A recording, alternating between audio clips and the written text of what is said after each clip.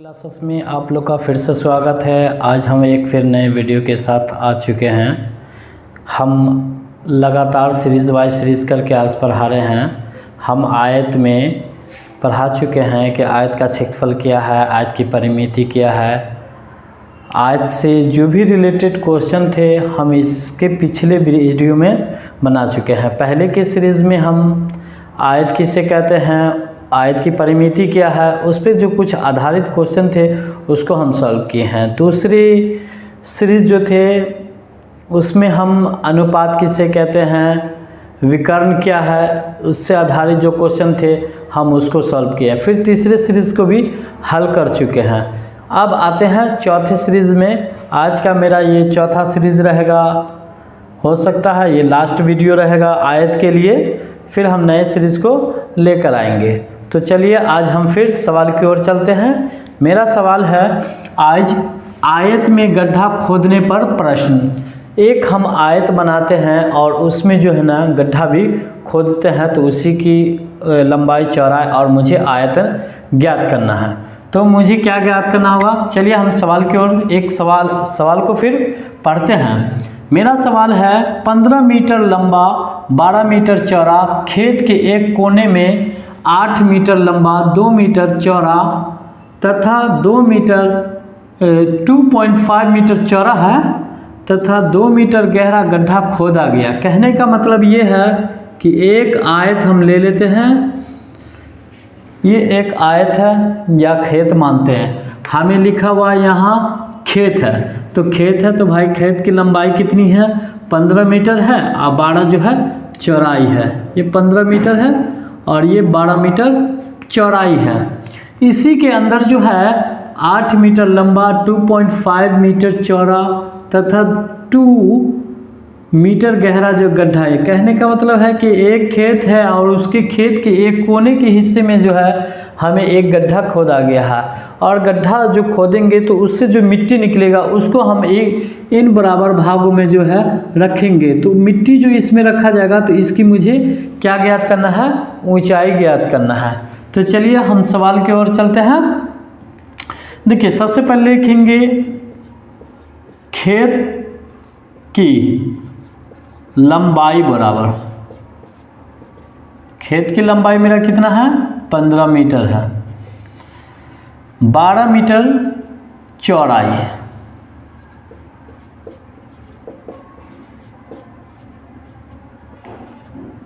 चौड़ाई 12 मीटर है। देखिए एक खेत है, ये टोटल एक खेत है, उसकी जो लंबाई है 15 मीटर है और चौड़ाई 12 मीटर है। तो मुझे इसका सबसे पहले क्षेत्रफल ज्ञात करना होगा, यानी टोटल रकबा कितना है। तो हमें लिखना होगा खेत का क्षेत्रफल बराबर लंबाई गुने चौड़ाई। हमें मालूम है कि खेत का या आयत का क्षेत्रफल बराबर होता है लंबाई गुने चौड़ाई। तो हमें लंबाई दिया हुआ है और चौड़ाई भी दिया हुआ है। हमें लंबाई है 15 मीटर गुने 12 मीटर है। हम इन दोनों को गुना करेंगे तो क्या आएगा, देखिए सबसे पहले हम गुना करते हैं। गुना में भी मुझे कुछ सीखना पड़ेगा। 15 29 15 इकाई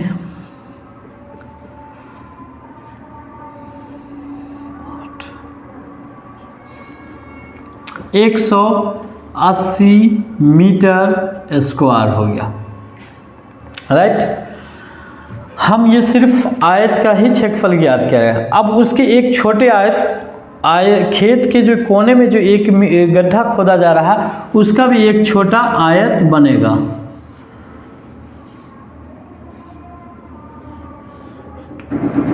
उसकी लंबाई कितनी मीटर है, 8 मीटर है और लंबाई 8 मीटर और 2.5 मीटर चौड़ाई है। तो हमें लिखना होगा 8 मीटर तथा गड्ढा खोदा गया।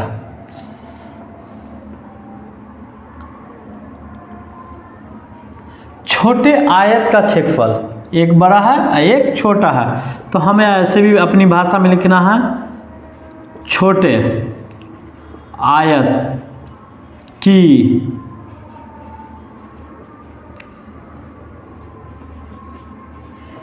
लंबाई मेरे कितना है 8 मीटर है,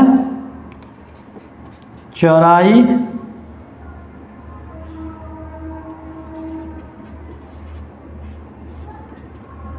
2.5 मीटर है। देखिए एक बड़े आयत का भी हम क्षेत्रफल ज्ञात कर रहे हैं, आप दूसरे आयत का भी क्षेत्रफल यानी छोटे आयत का क्षेत्र, तो हमें लिखना होगा छोटे आयत का क्षेत्रफल बराबर, ये भी क्या होगा लंबाई गुने चौड़ाई। लंबाई कितना है मेरा 8 मीटर है और गुने चौड़ाई 2.5 मीटर है। हम चलिए मीटर भी लिख देते हैं, मीटर यहाँ भी लिखेंगे। अब हमें 2.5 को 8 से गुना करना होगा,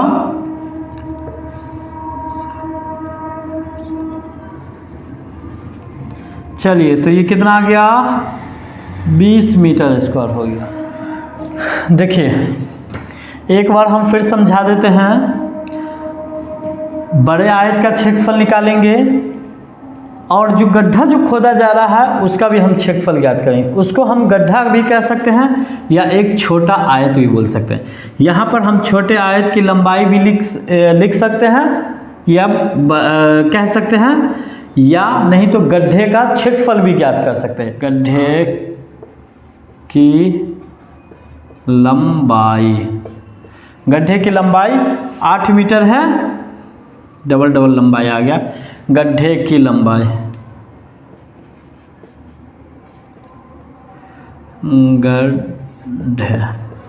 गड्ढे की लंबाई क्या है 8 मीटर है, चौड़ाई जो है 2.5 मीटर है।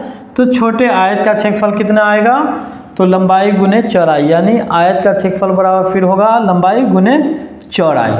तो एक बड़े आयत का निकल गया, एक गड्ढे का निकल गया। अब उसको जो है हमें मिट्टी को जो है ना बाहर निकालने वाले अब हम लिखेंगे उस भाग का क्षेत्रफल,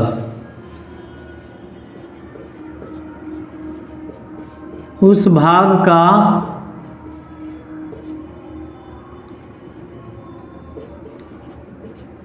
क्षेत्रफल, इसको हम मिटा देते हैं। उस भाग का क्षेत्रफल जिसमें मिट्टी फैलाई जाएगी, उस भाग का क्षेत्रफल हम ज्ञात करेंगे जहां जिसकी जो है मिट्टी फैलाई जाएगी। यानी आयत है, इसी आयत के अंदर जो गड्ढा खोदा गया था उस गड्ढे से जो मिट्टी निकला हम उसे समान भागों में जो है रख दिए हैं, तो उसकी ऊंचाई ज्ञात है। तो मुझे सबसे पहले तो ज्ञात करना होगा कि बड़े आयत का क्षेत्रफल, बड़े आयत का क्षेत्रफल माइनस गड्ढे का क्षेत्रफल कह सकते हैं, या आप छोटे आयत का क्षेत्रफल ज्ञात कर सकते हैं। तो हम लिखते हैं गड्ढे का क्षेत्रफल। देखिए बड़े आयत का क्षेत्रफल कितना है 180 है मीटर। उसके बाद गड्ढे का क्षेत्रफल कितना आया है -20 मीटर। अब हम 180 में से 20 को घटाएंगे तो 160 आ गया। अब हमें इसकी ऊंचाई ज्ञात करना है। देखिए सवाल को हम दिमाग से और एकदम आराम से पढ़ेंगे तो ऑटोमेटिक समझ में आ जाएगा। सिंपल सी बात है कि एक खेत है और खेत में जो है एक गड्ढा खोदा गया है, तो हम पहले खेत का क्षेत्रफल ज्ञात करेंगे, फिर गड्ढे का क्षेत्रफल ज्ञात करेंगे, फिर गड्ढे के जो अंदर जो काम हुआ उस जो मिट्टी जो निकाला गया उसको फैलाया गया, तो फिर हम उसका भी ज्ञात करेंगे। तो ये दोनों का क्षेत्रफल ज्ञात हो गया। हम 160 हो गया। अब क्या करेंगे कि गड्ढे से जो मिट्टी जो लाया गया है तो हम उसका जो है क्षेत्रफल ज्ञात करेंगे। तो गड्ढे लिखते हैं, माना कि मिट्टी का तल, माना कि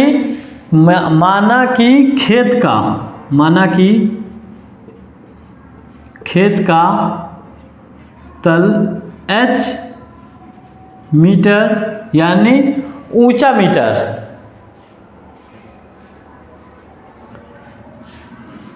माना कि खेत का तल h मीटर ऊंचा उठता है। माना कि खेत का तल h मीटर उठता है तो 160 h बराबर इसका आयतन। तो क्या आ जाएगा इसका जो है, मुझे देखिए 8 मीटर है तो 8 गुने 2.5 गुने 2 मीटर 2 मीटर गहरा, यानी ज्ञात कर रहे हैं। तो देखिए हम क्या करेंगे, 160 h बराबर हम इन सबको गुना करेंगे। क्या करेंगे, गुना करने पर मुझे देखो कैसे है, 8 दूनी 2.5 को 8 से 8 पंचे 40,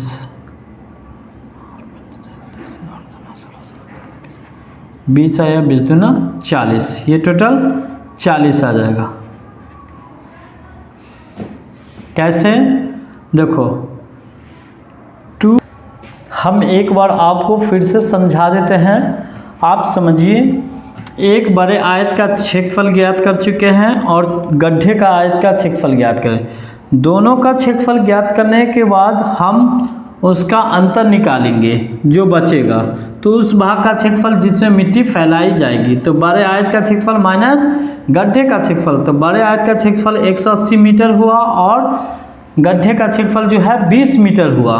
तो ये कितना आ जाएगा, 160 मीटर स्क्वायर आ जाएगा,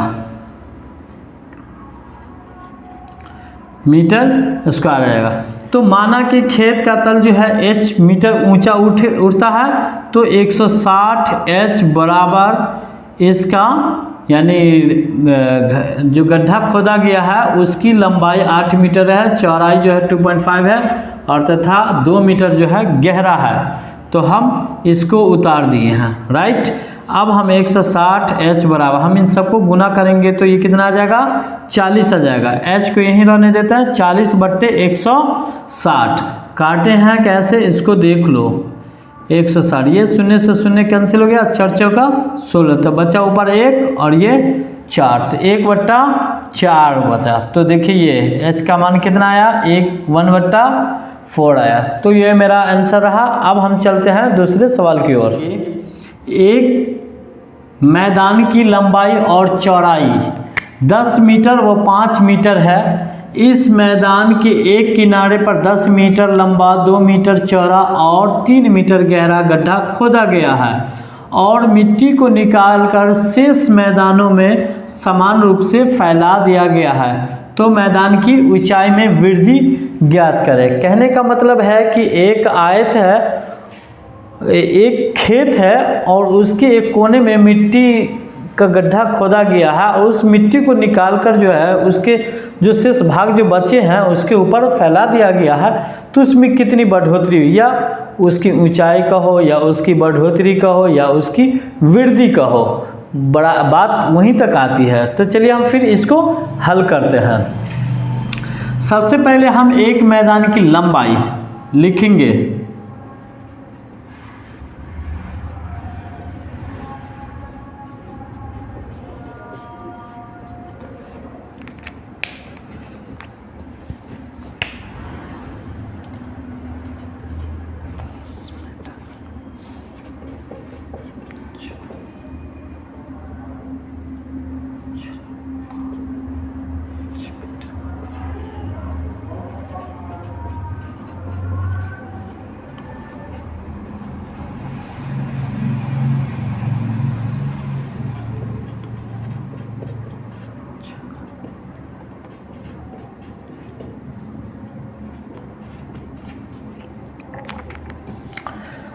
तो हम क्या किए हैं, सबसे पहले किया हूँ कि एक आयत ले लिया हूँ और उसका हम सबसे पहले क्षेत्रफल ज्ञात करेंगे।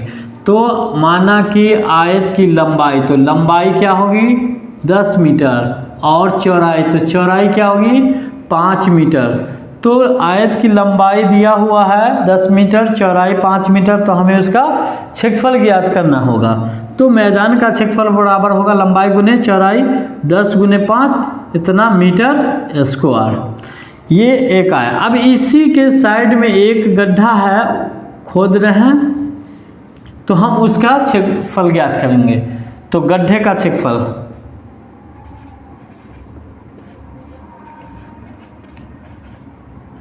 लंबाई बराबर, गड्ढे की लंबाई बराबर इस मैदान के किनारे 10 मीटर, 10 मीटर लंबा है और चौड़ाई क्या है 2.5 है। तो हम गड्ढे का क्षेत्रफल ज्ञात करेंगे। कैसे करेंगे, गड्ढे का क्षेत्रफल बराबर लंबाई गुने चौड़ाई, लंबाई 10 गुने 2.5, फिर हम इसे गुना करेंगे। कैसे करेंगे, 10 पंचे 50 के, 0 10 गुना 20, 20 5 25, यानी 25 मीटर हो गया। तो ये गड्ढे का क्षेत्रफल। अब शेष भागों का, शेष भाग जो बचे हुए हैं, अब मुझे उसका क्षेत्रफल ज्ञात करना होगा। चलिए, आप खेत के उस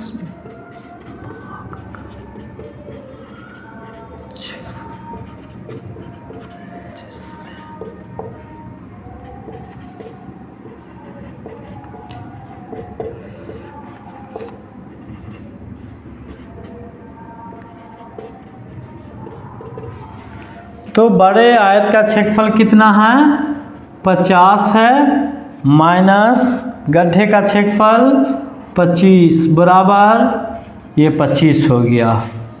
राइट, हम बड़े आयत का क्षेत्रफल ज्ञात कर चुके हैं, फिर गड्ढे का क्षेत्रफल ज्ञात कर चुके हैं। ये बड़ा आयत हुआ, ये पूरा मिलाकर बड़ा आयत हो गया और ये एक छोटा आयत हो गया। इसका अब हमने क्षेत्रफल ज्ञात कर, फिर क्षेत्रफल भी ज्ञात करा। अब हमें कह रहा है कि इसके किनारे की गहराई गड्ढा खोदा गया और मिट्टी को निकालकर शेष मैदान में समान रूप से फैला दिया गया, यानी मिट्टी को फैला दिया गया। तो मिट्टी का जो है फैला दिया गया, तो ऑटोमेटिक है कि या तो वृद्धि होगी या तो उसकी ऊंचाई होगी। तो मुझे लिखना पड़ेगा माना कि मिट्टी की ऊंचाई, माना कि मिट्टी कहिए या खेत कहिए, मैदान है तो मैदान का, माना कि मैदान की ऊंचाई h मीटर है, h मीटर है, यानी हाइट मानना पड़ेगा। तो ये 25 h बराबर इसकी लंबाई को 10 गुने 2.5 और गुने 3 हमें गुना करना होगा। 10 दिया 30,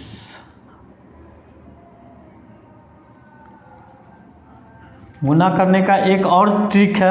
अगर आप लोगों को दशमलव में गुना नहीं आता है, बहुत ऐसे बच्चे होते हैं कि कभी अंक के साथ दशमलव आ जाता है, तो वहाँ पर गुना करने में बच्चे अक्सर कंफ्यूज हो जाते हैं कि कैसे क्या है। तो वहाँ पर गुना को, दशमलव को हटाकर वहाँ पर आप 10 कर दीजिए, और 10 करने के साथ क्या होगा, ये कैंसिल हो गया, तो 25 दिया 75। अब h बराबर 75 बट्टा 25, 5 25, 25 तिया 75, 25 तिया 75, तिया लगाए हैं, और ये 5 25, तो h मेरा क्या निकला 5 मीटर। तो ये मेरा सवाल दूसरा रहा। चलिए हम फिर अब अगले सवाल की ओर चलते हैं। देखिए, सवाल आयत में हमेशा कोशिश रहे कि जैसे ही गड्ढे खोदने वाली बात आ जाए तो वहाँ पर बड़े आयत का क्षेत्रफल ज्ञात कीजिए, फिर छोटे आयत का क्षेत्रफल ज्ञात कीजिए। दोनों का क्षेत्रफल ज्ञात करने के बाद ऑटोमेटिक है कि दोनों को हम फिर क्या करेंगे, घटा देंगे। अब जो गड्ढा कोई खोद रहा है तो गड्ढा जो वहाँ पर है तो वो घन और एक घनाभ की तरह है, तो हमें घनाभ भी पहचानना पड़ेगा कि ये घन है कि ये घनाभ है। तो अगर इन दोनों का अंक लंबाई और चौड़ाई जो दोनों एक रहेगा तो वो हो जाएगा घन। अगर इसकी लंबाई चौड़ाई में थोड़ा डिफरेंट है तो वो घनाभ हो जाएगा। तो इसलिए घनाभ का क्षेत्रफल बराबर होता है LBS। तो पहले आयत का क्षेत्रफल इतना दिया हुआ है H, और बाकी जो है इसका जो हम क्षेत्रफल ज्ञात करेंगे तो LBH होता है। तो ये सबको क्या करते हैं हम लोग, गुना भी कर देते हैं। तो ये दूसरा ट्रिक हुआ। तो 25H बराबर घनाभ का आयतन बराबर होता है LBH। तो हम वैसे ही करते LBH यानी गुना कर दिए हैं, लंबाई गुने चौड़ाई गुने ऊंचाई। अब इसको क्या करें, हल कर दिए। चलिए अब हम दूसरे सवाल की ओर। अगर इस सवाल को आप लोग नहीं समझते हैं तो बार बार इसको रिवर्स करके देखिए, कुछ समझ में। अगर उससे भी समझ में नहीं आया तो आप हमारे कमेंट बॉक्स में जाइए, कमेंट कीजिए कि सर हमें समझ में नहीं आया, प्लीज़ आप हमें समझाएं, इसका एक नया वीडियो बनाएं। हम इसके लिए फिर नया वीडियो लेकर आएंगे। अगर आप हमारे वीडियो को देख रहे हैं, अगर आप हमारे वीडियो से सेटिस्फाइड है, अगर अच्छा लग रहा है तो प्लीज़ एक बार सब्सक्राइब कीजिए आप हमारे चैनल को, ताकि किसी तरह का भी नोटिफिकेशन जो है आपके पास आता रहेगा। Thank you.